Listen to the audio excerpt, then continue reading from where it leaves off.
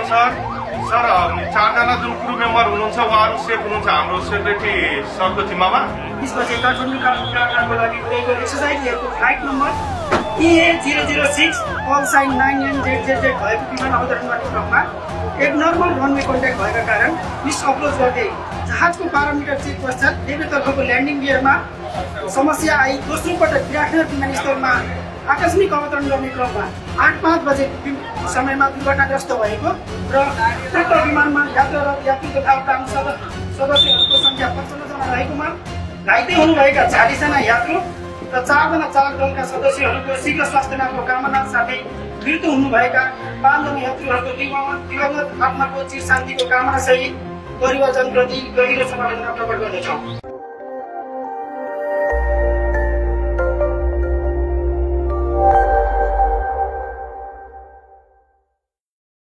दर्शकबिन यतिखेर हामी विराटनगर विमानस्थलमा छौँ। विराटनगर विमानस्थलको अघिको हामीले जुन दृश्यहरू देखायो सबै नाटकीय रूप थियो।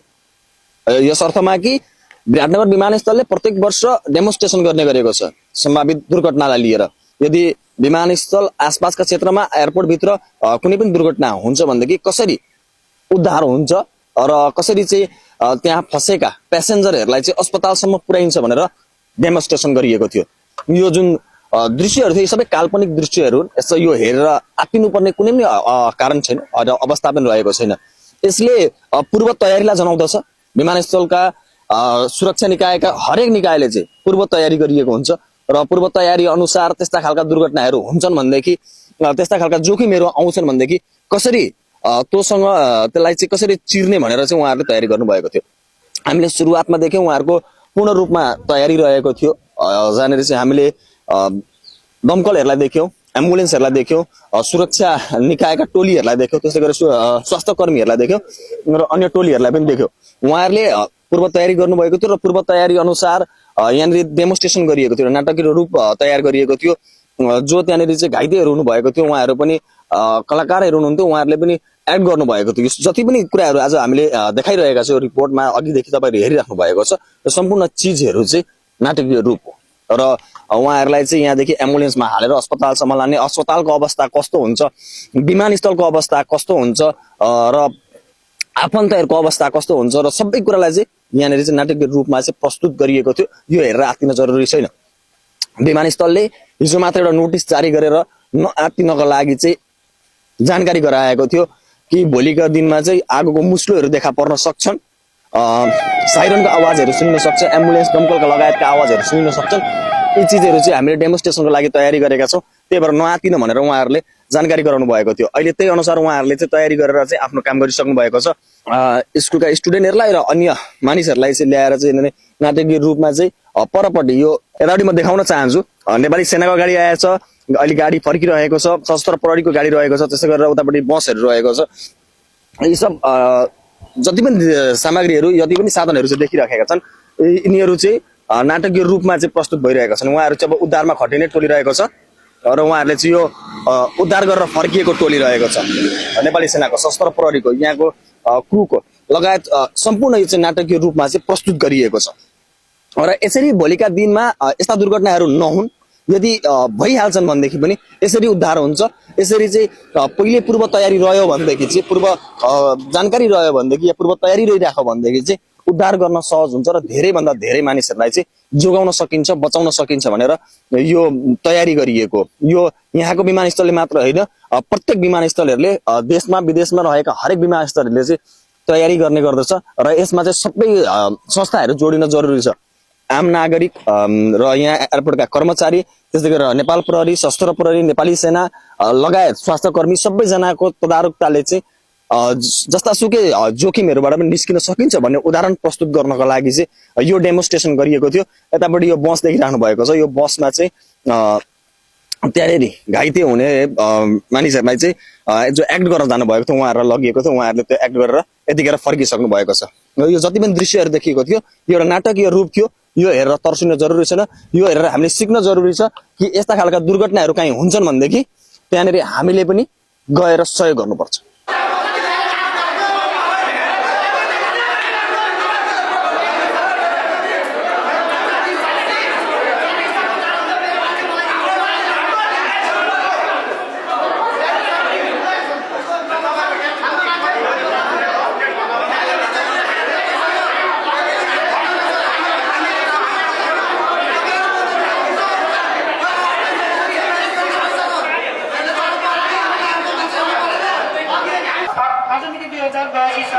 चैत्र महिनाको 25 गते बुधबारका दिन काठमाडौँ विमानस्थलबाट बिहान 7:20 बजे काठमाडौँ बिराटनगरको लागि उडेको एक्सर्साइज एयरको flight number EA006 call sign 9NZZZ भएको विमान अवतरण गर्ने क्रममा एबनर्मल रनवे कन्ट्याक्ट भएका कारण मिस अप्रोच गर्दै जहाजको पारामिटर चेक पश्चात देब्रेतर्फको ल्यान्डिङ गियरमा समस्या आई दोस्रो पटक विराटनगर विमानस्थलमा आकस्मिक अवतरण गर्ने क्रममा 8:05 बजे समयमा दुर्घटनाग्रस्त भएको र उक्त विमानमा यात्रारत यात्रु तथा उडान सदस्यहरूको सङ्ख्या 55 जना रहेकोमा घाइते हुनुभएका 40 जना यात्रु र 4 जना चालक दलका सदस्यहरूको शीघ्र स्वास्थ्य लाभको कामना साथै मृत्यु हुनुभएका 5 जना यात्रुहरूको दिवंगत आत्माको चिर शान्तिको कामना सहित परिवारजनप्रति गहिरो समवेदना प्रकट गर्दछौँ।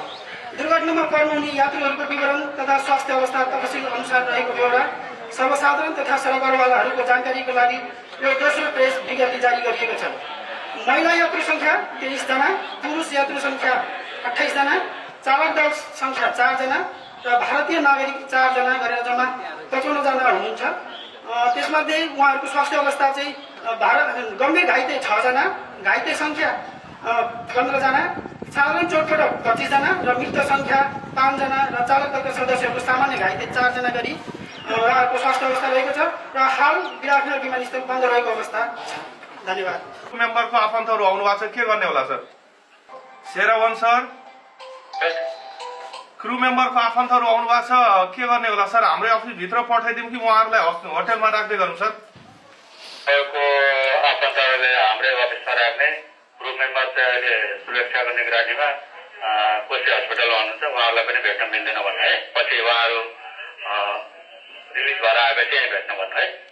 कपिड आरए युनिट सेरा सर, 4 जना जुन क्रू मेम्बर हुनुहुन्छ उहाँहरू सेफ हुनुहुन्छ हाम्रो सेक्रेटरी सरको जिम्मामा?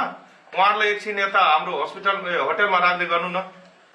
पहिला जानकारी है।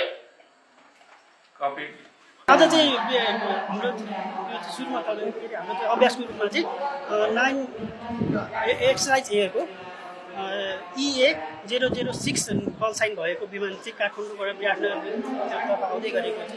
अब बाक्लो हुसु तथा कम भिजिबिलिटीको कारणले गर्दाखेरि चाहिँ ल्यान्डिङ गर्नेमा चाहिँ गर्न नसकेर त्यो चाहिँ मिस अप्रोच भयो। त्यसलाई चाहिँ फेरि हामीले चाहिँ रङ्गा भन्ने ठाउँमा होल्ड गर्न पठाएर फेरि त्यसपछि पारामिटर चेक पश्चात त्यसलाई पुनः आपतकालीन त्यसमा ल्यान्डिङ गियरमा समस्या देखेर त्यसलाई आपतकालीन रूपमा चाहिँ अवतरण गर्ने क्रममा चाहिँ यस विराटनगर विमानस्थलमा चाहिँ दुर्घटना भएको थियो। त्यसको लागि चाहिँ हामीले त्यही पटकथा राखेर चाहिँ हामीले अभ्यास कार्यक्रम गरेका थियौँ। अनि त्यसको अन्तर्गत चरण वाइज भन्दाखेरि स्टेप वाइज चाहिँ हाम्रो चाहिँ एउटा चाहिँ 9-3 अलर्टहरू हाम्रो 13वटा अलर्टहरू छन्। त्यो सर्वले 9-3-1 हुन्छ। सुरुमा चाहिँ त्यसले चाहिँ त्यो मिस अप्रोच भयो चाहिँ हामीले अलर्ट 9बाट चाहिँ हामीले सुरु गर्छौँ। अलर्ट 9मा चाहिँ हामीले चाहिँ लोकली हाम्रो स्ट्यान्ड बाई हुन्छ नि हाम्रो फायरका sir rescue and fire fighting सर्भिसका सरहरूलाई चाहिँ अलर्ट 9मा चाहिँ राखेका थियौँ। त्यस पछाडि अलर्ट 9बाट चाहिँ जसले हामीले अलर्ट 3मा गऱ्यौँ त्यसले चाहिँ इमर्जेन्सी जब डिक्लेयर गरिसक्छ उसले चाहिँ इमर्जेन्सी डिक्लेयर गरिसकेपछि हामीले चाहिँ हाम्रो चाहिँ जिल्ला